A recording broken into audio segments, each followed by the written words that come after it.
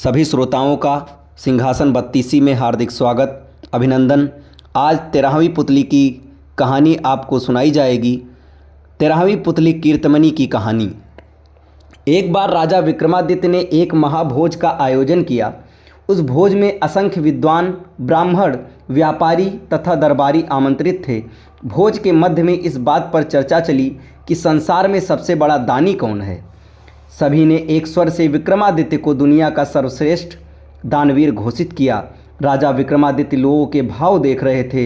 तभी उनकी नज़र एक ब्राह्मण पर पड़ी जो अपनी राय नहीं दे रहा था, लेकिन उनके चेहरे के भाव से स्पष्ट प्रतीत होता था कि वह सभी लोगों के विचार से सहमत नहीं है। विक्रम ने उससे उसकी चुप्पी का मतलब पूछा तो वह डरते हुए बोला कि सबसे अलग राय देने पर कौन उसकी बात सुनेगा। राजा ने उसका विचार पूछा तो वह बोला कि वह असमंजस की स्थिति में पड़ा हुआ है। अगर वह सच नहीं बताता तो उसे झूठ का पाप लगता और सच बोलने की स्थिति में उसे डर है कि राजा का कोपभाजन बनना पड़ेगा। अब विक्रम की जिज्ञासा और बढ़ गई।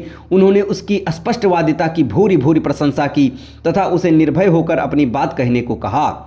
तब उसने कहा कि महाराज, विक्रमादित्य बहुत बड़े दानी हैं, ये बात सत्य है, पर इस भूलोक पर सबसे बड़े दानी नहीं। ये सुनते ही सब चौंके। सबने विस्मित होकर पूछा, क्या ऐसा हो सकता है? उस पर उस ब्राह्मण ने कहा कि समुद्र पार एक राज्य है जहाँ का राजा कीर्तिध्वज जब एक लाख स्वर्ण मुद्राएं प्रतिदिन दान नहीं करता तब तक अन्न जल भी ग्रहण नहीं करता है। अगर ये बात असत्य प्रमाणित होती है तो वह ब्राह्मण कोई भी दंड पाने को तैयार था। राजा के विशाल भोज कक्ष में निस्तब्धता छा गई। ब्राह्मण ने बताया कि कीर्तिध्वज के राज्य में वह कई दिनों तक रहा और प्रतिदिन स्वर्ण मुद्रा लेने गया। सचमुच ही कीर्तिध्वज 1 लाख स्वर्ण मुद्राएं दान करके ही भोजन ग्रहण करता है। यही कारण है कि भोज में उपस्थित सारे लोगों की हाँ में हाँ उसने नहीं मिलाई। राजा विक्रमादित्य ब्राह्मण की स्पष्टवादिता से प्रसन्न हो गए और उन्होंने उसे पारितोषिक देकर सादर विदा किया। ब्राह्मण के जाने के बाद राजा विक्रमादित्य ने साधारण वेश धरा और दोनों बेतालों का स्मरण किया। जब दोनों बेताल उपस्थित हुए तो उन्होंने उन्हें समुद्र पार राजा कीर्तिध्वज के राज्य में पहुंचा देने को कहा। बेतालों ने पलक झपकते ही उन्हें वहां पहुंचा दिया। कीर्तिध्वज के महल के द्वार पर पहुंचने पर उन्होंने अपना परिचय उज्जैनी नगर के एक साधारण नागरिक के रूप में दिया तथा कीर्तिध्वज से मिलने की इच्छा जताई।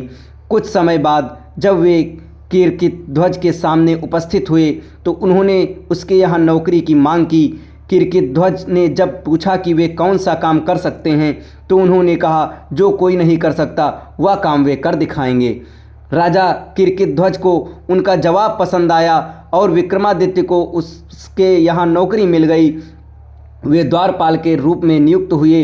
उन्होंने देखा कि राजा कीर्तिध्वज सचमुच हर दिन 1 लाख स्वर्ण मुद्राएं जब तक दान नहीं कर देता अन्न जल ग्रहण नहीं करता है। उन्होंने ये भी देखा कि राजा कीर्तिध्वज रोज़ शाम को अकेला वह कहीं निकलता है। जब लौटता है तो उसके हाथ में 1 लाख स्वर्ण मुद्राओं से भरी हुई थैली होती है।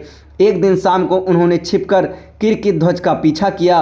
उन्होंने देखा कि राजा कीर्तिध्वज समुद्र में स्नान करके एक मंदिर में जाता है और एक प्रतिमा की पूजा अर्चना करके खौलते तेल के कड़ाह में कूद जाता है। जब उसका शरीर जल भुन जाता है तो कुछ जोगनियाँ आकर उसका जला भुना शरीर कड़ाह से निकाल कर नोच नोच कर खाती हैं और तृप्त होकर चली जाती हैं। जोगनियों के जाने के बाद प्रतिमा की देवी प्रकट होती है और अमृत की बूंदें डालकर कीर्तिध्वज को जीवित करती है। अपने हाथों से 1 लाख स्वर्ण मुद्राएं कीर्तिध्वज की झोली में डाल देती है और कीर्तिध्वज खुश होकर महल लौट आता है। प्रातःकाल वही स्वर्ण मुद्राएं ये याचकों को दान कर देता है। विक्रम की समझ में उसके नित्य 1 लाख स्वर्ण मुद्राएं दान करने का रहस्य आ गया। अगले दिन राजा कीर्तिध्वज के स्वर्ण मुद्राएं प्राप्त कर चलने के बाद विक्रम ने भी नहा धोकर देवी की पूजा की और तेल की कड़ाह में कूद गए। जोगनिया जब उनके जले भुने शरीर को नोचकर खाकर चली गईं तो देवी ने उनको जीवित किया। जीवित करके जब देवी ने उन्हें स्वर्ण मुद्राएं देनी चाहीं तो उन्होंने ये कहकर मना कर दिया कि देवी की कृपा ही उनके लिए सर्वोपरि है। ये क्रिया उन्होंने 7 बार दोहराई। 7वीं बार देवी ने उनसे बस करने को कहा तथा उनसे कुछ भी मांग लेने को कहा। विक्रम इसी अवसर की ताक में थे। उन्होंने देवी से वह थैला ही मांग लिया जिससे स्वर्ण मुद्राएं निकलती थीं। ज्यों ही देवी ने वह थैली उन्हें सौंपी, चमत्कार हुआ। मंदिर, प्रतिमा सब कुछ गायब हो गया। अब दूर तक केवल समुद्र तट दिखता था। दूसरे दिन जब कीर्तिध्वज वहां पहुंचा तो बहुत निराश हुआ। उसका वर्षों का 1,00,000 स्वर्ण मुद्राएं दान करने का नियम टूट गया। वह अन्न जल त्याग कर अपने कक्ष में असहाय पड़ा रहा। उसका शरीर क्षीण होने लगा। जब उसकी हालत बहुत अधिक बिगड़ने लगी तो विक्रम उसके पास गए और उसकी उदासी का कारण जानना चाहा।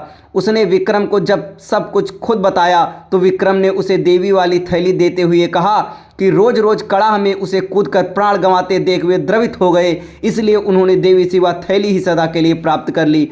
वह थैली राजा कीर्तिध्वज को देकर उन्होंने सब वचन की भी रक्षा कर ली जो देकर उन्हें कीर्तिध्वज के दरबार में नौकरी मिली थी।